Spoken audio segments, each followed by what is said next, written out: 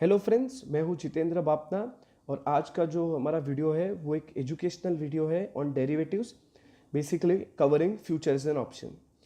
तो इससे पहले कि हम वीडियो चालू करें, मैं आपको रिक्वेस्ट करूंगा कि अगर आपको कंपनी एनालिसिस, ऑप्शन ट्रेडिंग और एजुकेशनल वीडियोस से रिलेटेड कंटेंट पसंद है तो subscribe to my channel and I will be happy if you like and share it. तो चलिए शुरू करते हैं। What is derivatives? Derivatives are contract whose value is derive from underlying asset. तो डेरिवेटिव एक कॉन्ट्रैक्ट होते हैं कि उनकी कोई खुद की कोई वैल्यू नहीं होती है, उनकी वैल्यू किसी अंडरलाइंग एसेट से बनती है। ये अंडरलाइंग एसेट क्या क्या हो सकते हैं? ये कोई इंडेक्स हो सकते हैं, जो हमारे केस में निफ्टी और सेंसेक्स है, बैंक निफ्टी एक्सेट्रा है। ये कोई स्टॉक्स हो सकते हैं, तो Reliance industries limited, ITC, HDFC bank etcetera ये हो सकते हैं। बॉन्ड्स हो सकते हैं जिसके इंटरेस्ट रेट पे हम ट्रेड कर सकते हैं। कमोडिटीज़ हो सकती है, गोल्ड, सिल्वर, पोटैटो, मेटल और नॉन मेटल, बहुत सारी कमोडिटीज़ होती है जिनमें डेरिवेटिव कॉन्ट्रैक्ट्स ट्रेड हो सकते हैं। फॉरेक्स हो सकता है जैसे USD, INR, GBP etcetera. Rainfall, क्योंकि ये फार्मर्स के लिए बहुत इंपॉर्टेंट है कि इतनी या इतनी सेंटीमीटर रेनफॉल होनी चाहिए जिससे उनको फ़ायदा होगा। तो रेनफॉल अगर इतनी होती है तो फार्मर को फ़ायदा होता है, पर इतनी नहीं होती है तो फार्मर को नुकसान होता है। तो वो रेनफॉल के अगेंस्ट भी अपने पोजीशंस या अपनी जो कंडीशंस है उसको वो प्रोटेक्ट कर सकते हैं। और इलीगली क्रिकेट और फुटबॉल मैचेस में भी डेरिवेटिव कॉन्ट्रैक्ट्स ट्रेड होते हैं, पर वो हमारे लिए इतना इंपॉर्टेंट नहीं है। Derivatives are in form of future and options. तो डेरिवेटिव्स के दो इंपॉर्टेंट कंपोनेंट्स है, फ्यूचर एंड ऑप्शन, तो वो हम आगे कवर करेंगे। उससे पहले हमको ये जानना है कि डेरिवेटिव कॉन्ट्रैक्ट यूज क्यों होते हैं। तो डेरिवेटिव कॉन्ट्रैक्ट हेजिंग के लिए यूज होते हैं।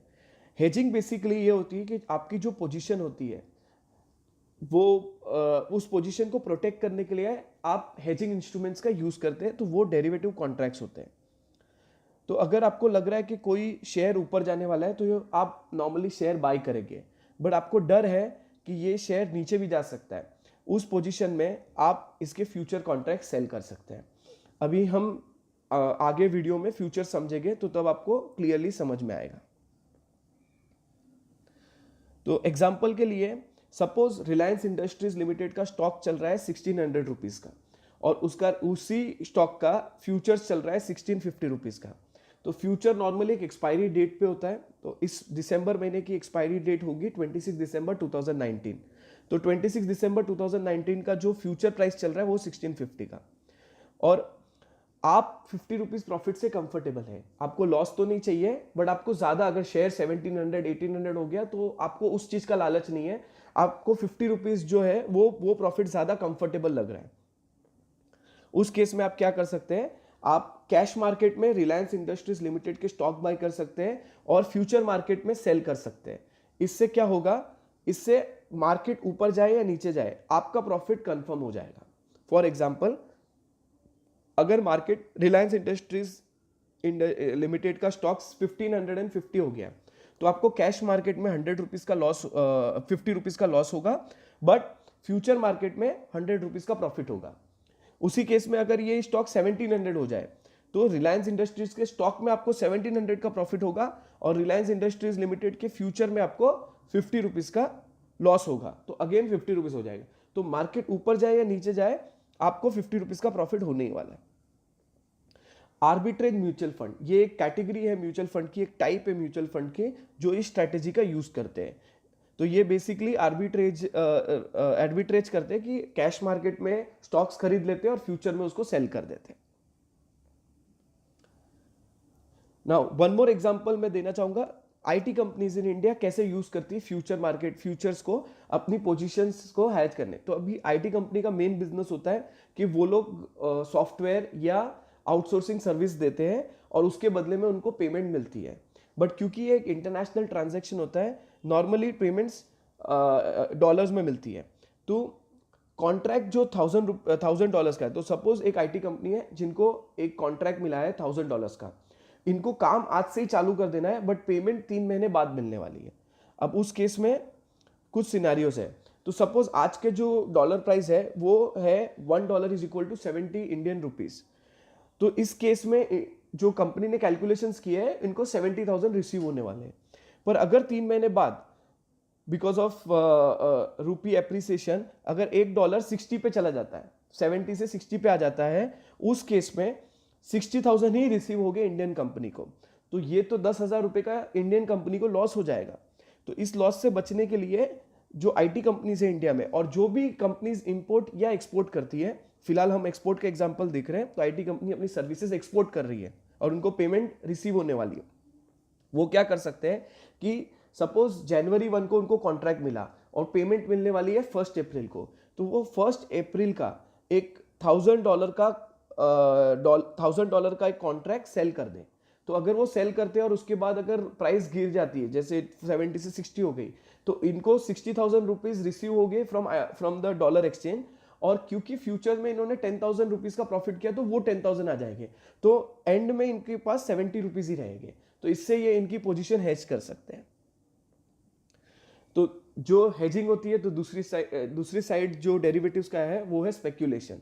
अब स्पेक्यूलेटर्स वो होते हैं जिनकी रिस्क एपिटाइट बहुत हाई होती है और ये हाई प्रॉफिट करना चाहते हैं फ्रॉम द मार्केट। तो अगर उनको लग रहा है कि मार्केट ऊपर जाएगा तो वो फ्यूचर्स बाय कर लेते हैं, अगर उनको लग रहा है कि मार्केट नीचे जाएगा तो वो फ्यूचर्स सेल कर देते हैं। अब इसकी वजह से फायदा क्या होता है कि अगर मार्केट थोड़ा भी ऊपर गया तो इनको बहुत ज़्यादा प्रॉफिट होता है, क्योंकि फ्यूचर्स में हम सिर्फ मार्जिन में ट्रेड करते हैं। तो वो आगे आपको डिटेल में पता चलेगा। अब स्पेक्यूलेटर्स ऐसे लोग होते हैं जिनका काम है सिर्फ ट्रेडिंग करना और प्रॉफिट और लॉस बुक करना।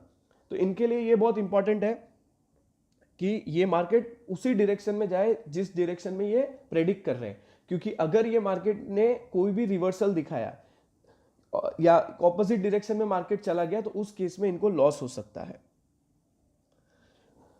ये हो गया बेसिक्स ऑफ डेरिवेटिव्स। अब हम जानेंगे व्हाट आर फ्यूचर्स। तो फ्यूचर्स बेसिकली एक कॉन्ट्रैक्ट है जिसमें बायर और सेलर एक एग्रीड प्राइस पे और एक फ्यूचर डेट पे एग्रीमेंट करते हैं कि जो भी अंडरलाइंग एसेट की प्राइस होगी उसके हिसाब से इनके प्रॉफिट और लॉस बुक हो जाएंगे। यहां पर बायर और सेलर दोनों ही ऑब्लाइज है इस कॉन्ट्रैक्ट को एग्जीक्यूट करने के लिए। इंडिया में जो एक्सपायरी है वो है last Thursday of every month. तो इंडिया में एवरी मंथ की लास्ट थर्सडे को ये एक्सपायरी होती है। फ्यूचर्स में आप हेज कर सकते हैं, आप स्पेक्यूलेट कर सकते हैं, जो हमने ऑलरेडी पिछले कुछ स्लाइड्स में कवर कर दिया है। अब बहुत ही ज़्यादा इस पे बातचीत होती है कि कैश मार्केट और फ्यूचर मार्केट में एक्चुअली क्या फ़र्क है, कैसे ये आपको हाई रिटर्न्स दे सकता है फ्यूचर मार्केट। तो बेसिकली हम एक एग्जांपल लेते हैं कि आपको एक स्टॉक लग रहा है कि ऊपर जाएगा, तो आप कैश मार्केट में उसको बाय कर सकते हैं या तो आप फ्यूचर बाय कर सकते हैं। अब दोनों की वैल्यू तो 100 ही होगी, दोनों की जो कॉन्ट्रैक्ट वैल्यू हो तो 100 रुपीज़ ही होगी। बट कैश मार्केट में आपका जो इन्वेस्टमेंट होगा वो 100 रुपीज़ होगा और फ्यूचर मार्केट में जो इन्वेस्टमेंट होगा वो 10 to 20 रुपीज़ ही होगा। वो इसलिए होता है क्योंकि फ्यूचर मार्केट में आपको कॉन्ट्रैक्ट की पूरी वैल्यू नहीं देनी पड़ती है। इसमें आप एक मार्जिन रख सकते हैं जो 10 to 20% depending on the volatility, ये एक्सचेंज की तरफ से इसके एक कंप्लीट अपडेट आती है। Market can go up by 10%। In both the cases if the market goes up by 10%, cash market में आपका जो प्रॉफिट होगा वो 10% का ही होगा। But in terms of investment जो फ्यूचर मार्केट का प्रॉफिट होगा वो 100% होगा। अब ये आप समझ लीजिए, अगर आपने 10,000 इन्वेस्ट किए थे तो आपके 10,000 सीधे 20,000 हो जाएंगे, और यहां पर अगर आपने 10,000 इन्वेस्ट किए तो 10,000 सिर्फ 11,000 हो पाएंगे। इसलिए बहुत सारे लोग फ्यूचर की तरफ अट्रैक्ट होते हैं। मैं आपको एक वार्निंग देना चाहता हूं कि ये लॉस के लिए भी एप्लीकेबल है कि अगर आपने एक कैश मार्केट में स्टॉक खरीदा और वो 10% नीचे चला गया, उस केस में आपका लॉस 10% होगा, 10,000 का 9,000 होगा। बट अगर उसी स्टॉक में आपने फ्यूचर खरीदा और वो 10% नीचे चला गया तो आपका जो भी मार्जिन था वो ऑलमोस्ट जीरो हो जाएगा। तो बेसिकली फ्यूचर में आपकी लेवरेजिंग बहुत हाई होती है, तो प्रॉफिट और लॉस दोनों की परसेंटेज बहुत ही ज्यादा हाई होती है। तो हमको ये चीजें समझ में आ गई है। तो सबसे पहला चीज हमको समझ में आएगी, कैश मार्केट में हम शेयर्स खरीदते हैं। याद रखना, जब भी आप कैश मार्केट में इन्वेस्टमेंट करते हैं तो इसमें आपको रियल डिलीवरी ऑफ शेयर मिलती है। पर जब भी आप फ्यूचर में ट्रेड करते हैं तो you are not trading on shares, you are trading on price of that share. तो एक्सपायरी पे क्या प्राइस होगी इस पे आपकी बेटिंग चल रही है। तो ये फ्यूचर के बारे में कुछ इंफॉर्मेशन थी जो आपके लिए इंपॉर्टेंट थी। अब हम समझते हैं ऑप्शन। ये थोड़ा सा कॉम्प्लिकेटेड है, इसलिए मैं आपकी अटेंशन चाहूँगा। और मेरे हिसाब से इस वीडियो के बाद आपको बहुत ज़्यादा क्लैरिटी मिल जाएगी कि ऑप्शंस एक्चुअली क्यों बेटर है compare to any other investments.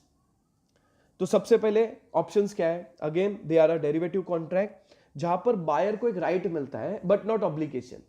तो जैसे कैश मार्केट में आपको बायर और सेलर दोनों को उस ट्रेड को एग्जीक्यूट करना कंपलसरी है। फ्यूचर मार्केट में बायर और सेलर को दोनों को ट्रेड में एग्जीक्यूट करना कंपलसरी है, बट यहां पर बायर को एक राइट मिलता है बट उसको कोई ऑब्लिगेशन नहीं है। अगर बायर का मन नहीं है एक पर्टिकुलर ट्रेड को एग्जीक्यूट करने का तो वो एग्जीक्यूट नहीं करेगा। फॉर एग्जाम्पल जैसे हमने स्पेक्यूलेशन वाला जो एग्जाम्पल था उसमें देखा कि अगर किसी पर्सन ने ये देखा है कि शेयर ऊपर जाने वाला है, उसने 100 रुपीज पे बाई कर दिया और बाई चांस शेयर नीचे आ गया तो उसको 10 रुपए का 20 रुपए का जो भी शेयर फॉल होगा वो उसमें उसको लॉस होगा। तो ये उनको ऑब्लिगेशन है कि ये उनको प्रोसेस करना ही होगा। बट ऑप्शन में आपके पास एक राइट आता है। ये राइट ये बोलता है कि अगर आपको लग रहा है कि आपको इस ट्रेड को लेने से नुकसान होगा तो आप मत लीजिए, बट ये राइट सिर्फ बायर्स का होता है। ओके, तो ऑप्शन के दो टाइप होते हैं, कॉल और पुट। बहुत सारे लोग कॉल और पुट को सेम समझते हैं। मैं बार बार आपको बताऊंगा इस वीडियो में कि कॉल और पुट दोनों अलग कॉन्ट्रैक्ट है। कॉल का बायर और सेलर अलग होता है, पुट का बायर और सेलर अलग होता है। तो अगर आपका मिसअंडरस्टैंडिंग है इस चीज को लेकर के कॉल और पुट एक ही होता है, कॉल मतलब बाय, पुट मतलब सेल, तो ऐसा नहीं होता है। कॉल और पुट दोनों में राइट्स बेचे जाते हैं। तो जब आप जैसे मैंने पिछली स्लाइड में बताया, जब आप फ्यूचर में ट्रेड करते हो आप प्राइस में ट्रेड करते हो, पर जब आप कॉल में ट्रेड करते हो आप राइट्स में ट्रेड करते हो। तो कॉल का जो राइट है वो क्या है? यहां पर बायर को, कॉल बायर को ये राइट मिलता है, right to buy, right to buy और नॉट टू बाय। तो अगर उसको लॉस हो रहा है तो वो नहीं करेगा, अगर उसको प्रॉफिट हो रहा है तो वो एग्जीक्यूट करके प्रॉफिट बुक करेगा। तो उस केस में ये कॉल बायर का प्रॉफिट है। पुट में where buyer gets right to sell, तो इसके बारे में मैं आपको फ्यूचर में एक एग्जांपल दूंगा जिससे आपको इजीली समझ में आ जाएगा। अब पुट थोड़ा सा कॉम्प्लिकेटेड है बिकॉज हमारी जो मार्केट की जितनी भी टर्मिनोलॉजीज है उसमें हम कभी भी ऐसे कॉन्सेप्ट्स को ज्यादा देखते नहीं है। अगेन मैं बोल रहा हूं, कॉल और पुट अलग कॉन्ट्रैक्ट है, एंड कॉल और पुट का एक कॉन्ट्रैक्ट नहीं होता है। कॉल बायर और कॉल सेलर का एक कॉन्ट्रैक्ट होता है, पुट बायर और पुट सेलर का एक कॉन्ट्रैक्ट होता है। Okay, I hope this is clear till now. अब कॉल ऑप्शन क्या होता है? Call option is a contract where buyer of the contract gets a right but no obligation to buy an underlying asset for a premium. और in call option, call buyer को एक premium देना पड़ता है to call seller. Call buyer को premium देना पड़ता है टू कॉल सेलर, और उसमें कॉल सेलर उसको एक राइट देता है कि एक प्राइस है, इसके ऊपर अगर मार्केट जाता है तो आप उस प्राइस पे मुझसे खरीद लेना, और अगर नीचे जाता है तो आपका जो लॉस है वो नहीं होगा क्योंकि मेरे पास ऑब्लिगेशन नहीं है आपसे लेने की, आपके पास वो ऑब्लिगेशन है। तो आप, क्योंकि आपको अगर जब भी लॉस होगा आप हमेशा अवॉइड करेंगे।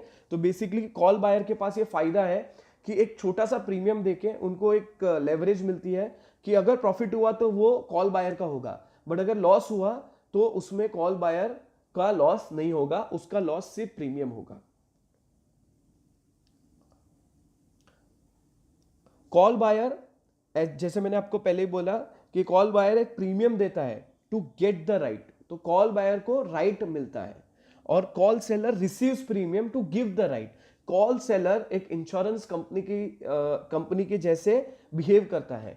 इंश्योरेंस कंपनी का आपने देखा होगा कि जैसे फॉर एग्जांपल एक मेडिक्लेम आप लेते हो तो 5 लाख का मेडिक्लेम के लिए इंश्योरेंस कंपनी सिर्फ 10,000 रुपए लेती है। तो इस केस में इंश्योरेंस कंपनी का ऑब्लिगेशन है कि अगर कभी भी मेरा एक्सीडेंट होता है और मैं हॉस्पिटलाइज होता हूं और मेरा 2 लाख का बिल हुआ तो वो 2 लाख का बिल उनको भरना है। पर अगर मेरा कोई बिल नहीं हुआ तो उसमें इंश्योरेंस कंपनी का खाली प्रीमियम प्रॉफिट होता है। अगेन एक इंपॉर्टेंट नोट है कि there is no involvement of put while trading in call option. Put का कॉल से कोई लेना देना नहीं है, मैंने आपको पहले ही बताया, मैं फिर से बता रहा हूं क्योंकि ये एक मिसअंडरस्टैंडिंग क्लियर हो गई तो आपको कॉल पुट समझने में बहुत ही आसानी हो जाएगी। तो देयर इज नो, तो जब हम कॉल की बात कर रहे हैं तो इसमें कॉल बायर और कॉल सेलर है, इसमें पुट का कोई भी लेना देना नहीं है। ओके, तो कॉल अब हम देखेंगे कॉल बायर और कॉल सेलर के क्या क्या अलग अलग सिचुएशन में ये क्या क्या हो सकता है। इसमें कॉल बायर को सिर्फ एक प्रीमियम पे करना होता है। ये प्रीमियम वो क्यों पे करता है? वो इसलिए पे करता है क्योंकि उसको उसका कोई भी लॉस हो तो वो ऑब्लाइज ना हो। इस प्रीमियम पे करने के प्रोसेस के बाद उसको एक राइट मिलता है। तो बेसिकली कॉल बायर एक प्रीमियम पर पे करता है और उसको एक राइट मिलता है कि जिसमें वो अपने आप को प्रोटेक्ट कर सकता है और उसको कोई उस कॉल बायर पे कोई भी ऑब्लिगेशन नहीं है to execute a particular contract. इसमें प्रॉफिट अनलिमिटेड होता है और लॉस लिमिटेड होता है।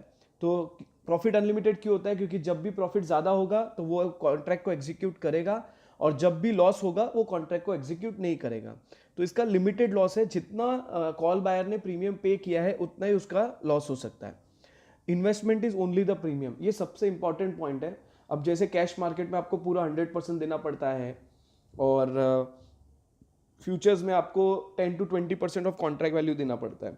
बट कॉल बायर के पास एक बहुत ही इंपॉर्टेंट चीज, इंपॉर्टेंट राइट है और वो राइट ये है कि उसको सिर्फ प्रीमियम पे करना है। अब किसी कोई कोई केसेस में प्रीमियम सिर्फ 1 या 2 रुपए होता है तो उसको सिर्फ 2 रुपए पे करना है बिकॉज उसका लॉस लिमिटेड है। वो उस 2 रुपया जो भी प्रीमियम है वो उतना ही उनका लॉस हो सकता है। तो इनका जो इन्वेस्टमेंट है वो बहुत ही ज़्यादा लिमिटेड होता है और इसकी वजह से जो परसेंटेज प्रॉफिट कॉल बायर्स को मिलती है ये बहुत ही हाई होती है। Call seller on the other hand, इनको प्रीमियम रिसीव होता है, okay, and he is giving the right. तो प्रीमियम रिसीव करने के बाद, जैसे मैंने बोला कॉल सेलर एक इंश्योरेंस कंपनी जैसे बिहेव करता है, तो ये प्रीमियम रिसीव करते हैं और एक राइट देते हैं कि अगर आपको नुकसान हुआ तो हम भर के देंगे, बट अगर आपको फायदा हुआ तो वो आपका फायदा होगा। तो बेसिकली इनका प्रॉफिट लिमिटेड होता है कि जितना प्रीमियम हमने रिसीव किया है, कॉल सेलर ने रिसीव किया है, उतना ही प्रीमियम इनका प्रॉफिट हो सकता है, बट लॉस अनलिमिटेड हो सकता है।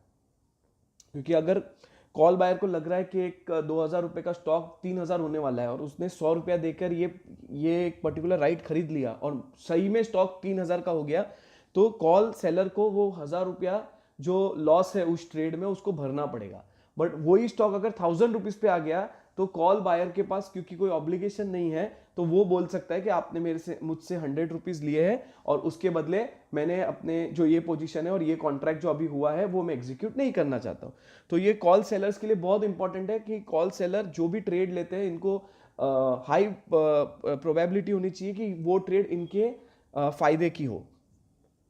और यहाँ पर इन्वेस्टमेंट भी हाई होता है। ऑल्दो कॉल सेलर को प्रीमियम रिसीव होता है बट क्योंकि इसमें लॉस अनलिमिटेड है तो अगेन एक्सचेंज की तरफ से एक मार्जिन रिक्वायरमेंट होती है for every index, stock, commodity etcetera. तो वो 80,000 से 1 लाख रुपीज की होती है for Nifty, bank Nifty and stocks. तो ये बेसिकली कॉल बायर और सेलर का एक आउटकम है कि क्या क्या हो सकता है। हम एक एग्जांपल लेते हैं कि सपोज रिलायंस इंडस्ट्रीज लिमिटेड का 1,600 रुपीज स्ट्राइक प्राइस का एक कॉल ऑप्शन आप 60 रुपीज में ट्रेड कर रहा है। तो बायर ने 60 रुपीज दिए, कॉल बायर ने 60 रुपीज दिए एंड सेलर ने रिसीव किए। तो अब ये एक इंपॉर्टेंट चीज है, आपको ये समझना जरूरी है कि बायर का प्रॉफिट कब होगा और बायर का परसेप्शन क्या होना चाहिए मार्केट के लिए। तो बायर का परसेप्शन ये होना चाहिए कि market will go up and cross 1660, क्योंकि 60 रुपीज उसने प्रीमियम पे किया है और 1,600 स्ट्राइक प्राइस है। तो बायर का जो ब्रेक इवन है वो 1660 है। तो अगर स्टॉक प्राइस 1660 क्रॉस करेगा फिर ही बायर का प्रॉफिट चालू होगा, ओके। अब सेलर क्या सोच रहा है? सेलर सोच रहा है या तो रिलायंस इंडस्ट्रीज लिमिटेड का शेयर नीचे जाएगा या तो ऊपर जाएगा बट 1660 को क्रॉस नहीं करेगा, क्योंकि सेलर का जो लॉस है वो तब चालू होगा जब उसका strike price plus premium complete होगा। तो हमारे केस में स्ट्राइक प्राइस है 1,600 और प्रीमियम है 60। तो अगर स्टॉक प्राइस 1,660 के ऊपर जाता है फिर ही सेलर का लॉस होगा। तो ये बायर और सेलर को ये समझने की जरूरत है। यहां पर मैंने देखा है बहुत सारे बायर मार्केट में लूज करते हैं क्योंकि वो स्ट्राइक प्राइस पर फोकस करते हैं। उनको ये समझना पड़ेगा कि स्ट्राइक प्राइस प्लस प्रीमियम ये हमारा ब्रेक इवन है। तो जितना भी प्रीमियम हम भर रहे हैं, स्टॉक प्राइस उस स्ट्राइक प्राइस को ऐड करना है, हमको प्रीमियम और स्ट्राइक प्राइस को ऐड करना है और वो स्टॉक उस पर्टिकुलर प्राइस को ब्रेक करना चाहिए। अगर आपका परसेप्शन ये है तो ही आपको कॉल बाय करना है। और कॉल सेल आप कब कर सकते हो? अगर आपको लग रहा है कि मार्केट 1,600 से नीचे जाएगा अगर आपको लग रहा है कि मार्केट 1600 पर ही रहेगा, या आपको लग रहा है कि ये 1600 के ऊपर जाएगा बट 1660 क्रॉस नहीं कर पाएगा। ओके, तो यहां पर ये चीजें समझने की बहुत इंपॉर्टेंट जरूरत है। तो इसका क्या आउटकम होगा, तो ये ट्रेड लिया सपोज आपने 1 दिसंबर को, और इस महीने के जो एक्सपायरी है वो है 26 दिसंबर 2019। तो अगर 1500 प्राइस हो जाता है तो कॉल बायर का क्या होगा, कॉल बायर को 60 रुपीज का ही लॉस होगा। ऑल्दो शेयर 100 रुपीज नीचे चला गया बट कॉल बायर को सिर्फ 60 का लॉस होगा, क्योंकि उसने वो प्रीमियम इसलिए भरा था कि उसको लॉस नहीं बेयर करना था। और कॉल सेलर का क्या प्रॉफिट होगा, तो 60 रुपीज होगा, क्योंकि कॉल सेलर ने प्रीमियम रिसीव किया है, तो वो उसके मार्जिन में ऐड हो जाएगा और 26 दिसंबर 2019 को उसके जो ट्रेडिंग अकाउंट है उसमें दिख जाएगा। अगर शेयर प्राइस गिरता है 1600 से 1550, अगेन कॉल बायर को 60 रुपीज का लॉस होगा और कॉल सेलर को 60 रुपीज का प्रॉफिट होगा। तो इस केस में भी कॉल सेलर का ही प्रॉफिट हो रहा है। अगर 1600 होता है, जैसे मैंने बोला मार्केट सेम 1600 टू 1600, अगले 20-25 दिन में मार्केट में कोई मूवमेंट, जब भी मैं मार्केट बोलूँ ये स्टॉक की बात कर रहा हूँ मैं, स्टॉक में कोई मूवमेंट नहीं आई। 1600 का स्टॉक जो 1 दिसंबर को था वही 26 दिसंबर को हो गया। उस केस में भी बायर का 60 रुपीज का लॉस है और सेलर का 60 रुपीज का प्रॉफिट है। अगर मार्केट ने एक मूवमेंट दी और 1650 पे स्टॉक चला गया, उस केस में जो बायर है उसका 50 रुपीज का प्रॉफिट हुआ इन द ट्रेड, बट क्योंकि उसने 60 रुपीज का प्रीमियम दिया था, उसको जो नेट प्रॉफिट और लॉस है वो लॉस हुआ है 10 रुपीज का, और वही प्रॉफिट है कॉल सेलर का।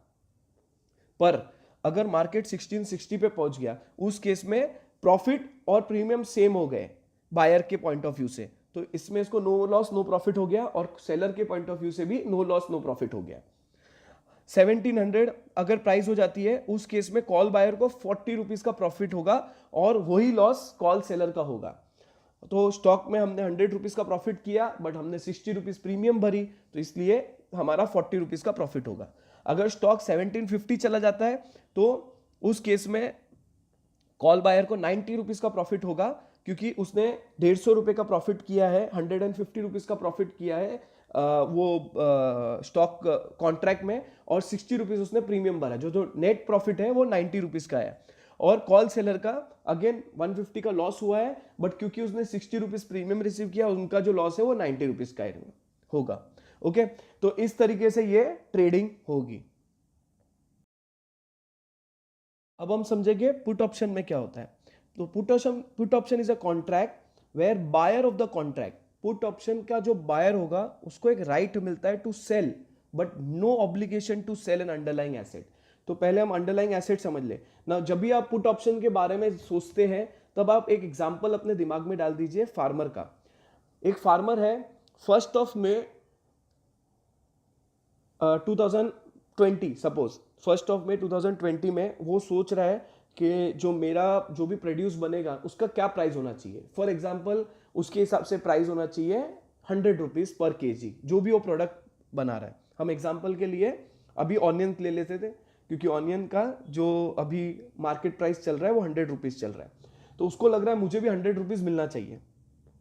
ओके, अब उसके पास अब बहुत सारे सिनेरियो हो सकते हैं, क्योंकि जून जुलाई में depending on rainfall, market condition, import export rules and regulation, तो इसमें ऑनियन के प्राइसेस में बहुत सारा अप एंड डाउन मूवमेंट आ सकती है।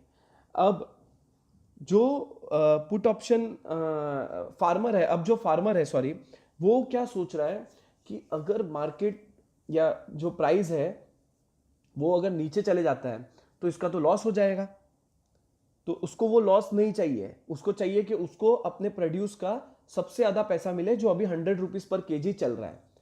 पर उस दूसरा केस है कि अगर वो फ्यूचर्स में डील करता है, जैसे उसने फ्यूचर में सेल कर दिया और बाय चांस शेयर जो ऑनियन प्राइसेस है वो 200 रुपए किलो हो गए by the month of July और अगस्त, जब उसका सेलिंग पीरियड आ रहा है, तो उस केस में तो उसका लॉस हो जाएगा 100 रुपीज पर केजी, क्योंकि मार्केट के जो ऑनियन के प्राइसेस थे वो तो 200 रुपीज हो गए। तो उस केस में उसका दिमाग चलता है कि वो एक मिडिल मैन के पास जाता है जो पुट ऑप्शन बेचता है। अब पुट ऑप्शन जो खरीद रहा है वो प्रोडक्ट का सेलर होता है, जैसे फार्मर है वो ऑनियन सेल करने वाला है। अब ये सोच रहा है कि मुझे एक प्राइस चाहिए मिनिमम 100 रुपीज पर केजी, ये तो मैं लेने ही वाला हूं, तो इसके लिए मैं 5 रुपीज देने के लिए रेडी हूं to put seller to give me assurance कि अगर मार्केट नीचे जाता है, जैसे प्राइस नीचे जाती है, ओके, तो मैं उसको 100 रुपीज में बेचूंगा। तो अगर प्राइस 80 रुपीज हो गई, फिर भी वो फार्मर जो उसके ऑनियंस है वो उस मिडल मैन को या पुट सेलर को 100 रुपीज में ही बेचेंगे। आप समझ रहे हो? तो एक फार्मर है, उसका पॉइंट ऑफ व्यू कि प्राइस 80 भी जा सकती है और उसका पॉइंट ऑफ व्यू कि प्राइस 200 भी हो सकती है। उसको अपना जो प्रोड्यूस का प्राइस है मिनिमम 100 रुपीज, जो आज की प्राइस है वो 100% चाहिए।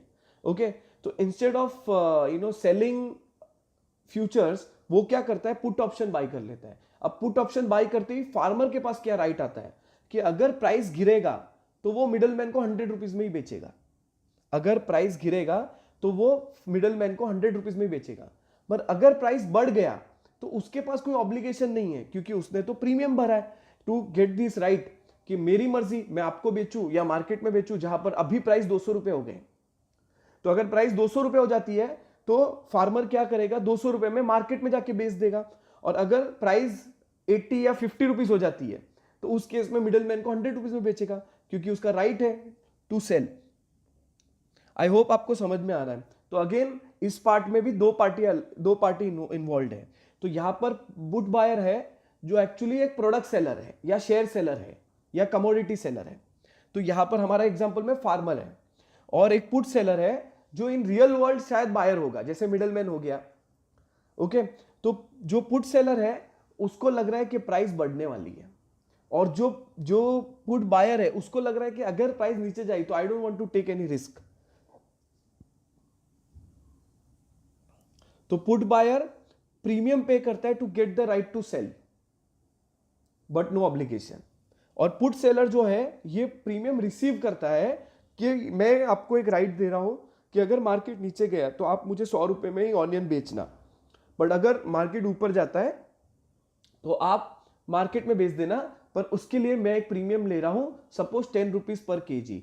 जो पुट सेलर है उसको जो प्रीमियम मिलता है वही उसका प्रॉफिट होता है। अगेन एक नोट है जो अगेन मैं आपको कंफ्यूज नहीं करना, इसलिए बार बार बता रहा हूं सो दैट आपके दिमाग में ये क्लियर हो जाए कि जब हम पुट ऑप्शंस में ट्रेड करते हैं तब कॉल्स ऑप्शन का कोई लेना देना नहीं है।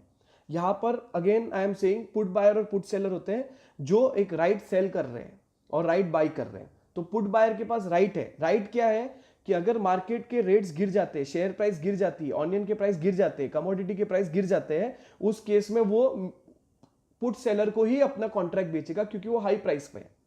पर अगर प्राइस बढ़ जाते हैं उस केस में जो पुट बायर है वो बढ़े हुए प्राइस पे मार्केट में बेचेगा, तो बेसिकली इस पुट सेलर को जो प्रीमियम है वो प्रॉफिट हो जाएगा उस केस में।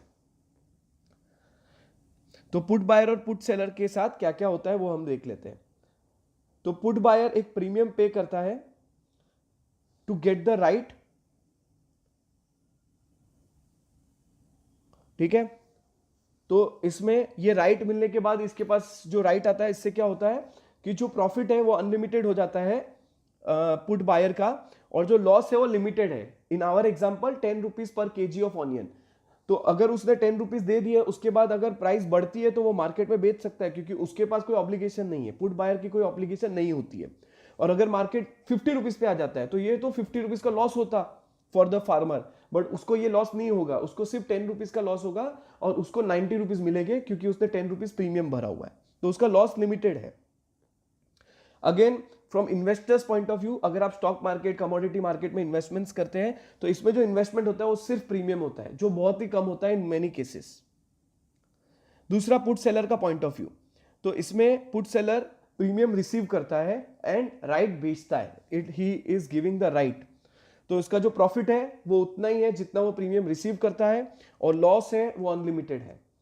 जैसे मैंने आपको बताया, जैसे ऑनियन की प्राइसेस 100 से अगर 50 आ जाती है तो 50 रुपीज का लॉस हो रहा है और सिर्फ 10 रुपए उसने प्रॉफिट बनाया इसमें, तो 40 रुपीज पर केजी का इसको लॉस आ सकता है।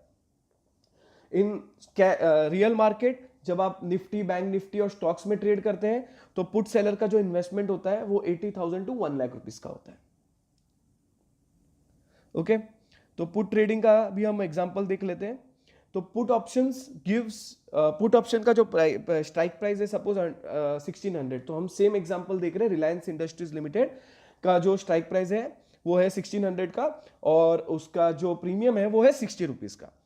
अब पुट बायर के दिमाग में क्या चल रहा है? पुट बायर के दिमाग में चल रहा है कि market will go down and cross 1540।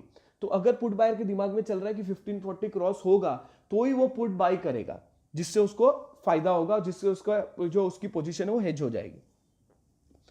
Put seller क्या समझ रहा है? पुट सेलर सोच रहा है कि मार्केट तो बढ़ने ही वाला है। ओके, अगर मार्केट बढ़ने ही वाला है तो उस केस में तो वो मार्केट में ही बेचेगा, तो उस केस में जो भी प्रीमियम पुट सेलर ने लिया है वो उसका प्रॉफिट हो जाएगा। ओके, तो पहला पॉइंट ऑफ व्यू है कि मार्केट नीचे जाएगा। दूसरा पॉइंट ऑफ व्यू कि मार्केट नीचे जाएगा बट 1540 का जो प्राइस है वो क्रॉस नहीं करेगा। रिलायंस का शेयर नीचे तो जाएगा बट 1540 का शेयर 1540 को क्रॉस नहीं करेगा, तो उस केस में भी पुट सेलर को फायदा ही होगा।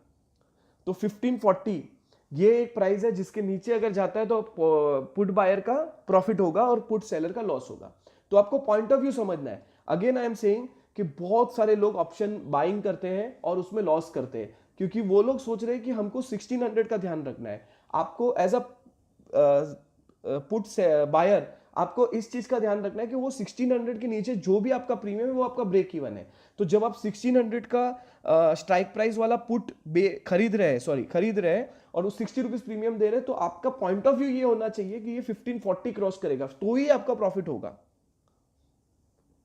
ओके, तो ये थी। तो ये अगेन हम देख लेते हैं कि इन आवर एग्जांपल जो 1600 का 60 रुपीज का पुट बायर और पुट सेलर ने एक ट्रेड किया है, तो इसमें इनका प्रॉफिट लॉस क्या होगा। अगर मार्केट 1400 हो जाता है तो पुट बायर अपना राइट यूज करेगा to right to sell at 1600 rupees. उस केस में 200 रुपए का उसको प्रॉफिट होगा और 60 रुपीज उसने प्रीमियम भरा है, तो उसका नेट प्रॉफिट होगा 140 रुपीज और वही पुट सेलर का लॉस होगा।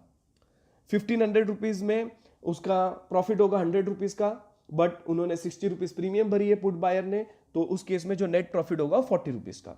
मार्केट अगर 1600, 1650, 1660 या उसके आगे जाता है तो उस केस में 60 रुपीज का जो प्रॉफिट लॉस है वो लिमिटेड है बायर का और 60 रुपीज का जो प्रॉफिट है वो लिमिटेड है सेलर का।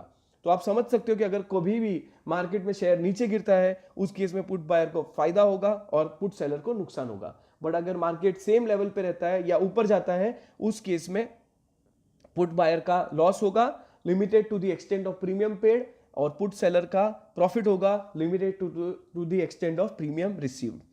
तो ये थी पुट ट्रेडिंग से रिलेटेड। तो अगेन हम रिपीट कर रहा हूं मैं ये, क्योंकि ये आपको क्लैरिटी मिलना बहुत जरूरी है। तो in cash market you trade in shares, यहां पर शेयर्स की लेन देन होती है। In future market you trade in price, यहां पर प्राइस की लेन देन होती है। प्राइस की लेन देन का मतलब जो एक्सपायरी पे प्राइस होगी उस पे हमारा प्रॉफिट और लॉस से बुक होगा। और ऑप्शन मार्केट में you trade in right price या प्रीमियम प्राइस। तो ये प्रीमियम आप ले रहे हैं या दे रहे हैं, अब प्रीमियम के रिलेटेड बहुत सारी और भी इंफॉर्मेशन है जो मुझे आपको देनी है, पर अगर मैंने उस इंफॉर्मेशन को इस वीडियो में डाला तो ये बहुत ही बड़ा वीडियो बन जाएगा, इसलिए मैं और भी वीडियोस बनाने वाला हूं। तो बाय नेक्स्ट वीक एक और वीडियो आएगा जिसमें आपको कैश, फ्यूचर और ऑप्शन मार्केट में कैसे ट्रेड करना है ये आपको पता चलेगा।